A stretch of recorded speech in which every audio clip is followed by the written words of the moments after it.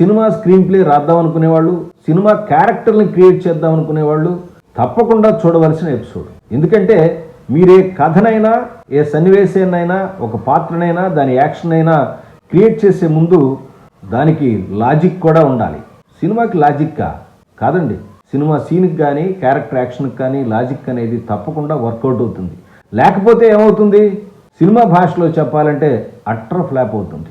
Cinema action సీరియస్గా ఉంటే జనాలు నవ్వుకుంటూ ఉంటారు. ఇది లాజిక్ మిస్ అయితే జరిగేటటువంటి ప్రాబ్లం. ఒక్కొక్కసారి మనం ఏమనుకుంటామంటే అసలు ఈ యాక్షన్కి లాజిక్ ఏముందండి, ఈ సీన్కి అసలు లాజిక్ ఉందా, అసలు ఈ సినిమాకి లాజిక్ ఉందా, ఈ కథకి లాజిక్ ఉందా అని రకరకాలుగా మాట్లాడుతూ ఉంటాం.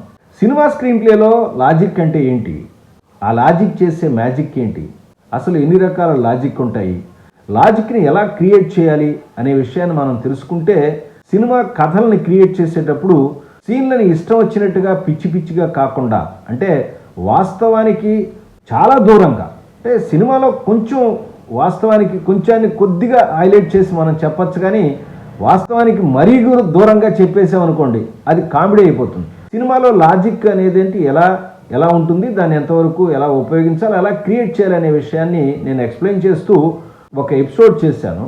దానిలో plot logic, character logic, motivation, believability, ఇలా రకరకాల అంశాలని ఎక్స్ప్లెయిన్ చేస్తూ లాజిక్ యొక్క బ్యాక్గ్రౌండ్ని చెప్పడానికి కొంచెం ప్రయత్నించాను. కథలు రాద్దాం అనుకునే వాళ్ళకి, రాయటం నేర్చుకుందాం అనుకునే వాళ్ళకి, సీన్లు రాసే వాళ్ళకి, సీన్లు క్రియేట్ చేసే వాళ్ళకి ఉపయోగపడేటట్టుగా ఒక చిన్న ఎపిసోడ్ చేశాను.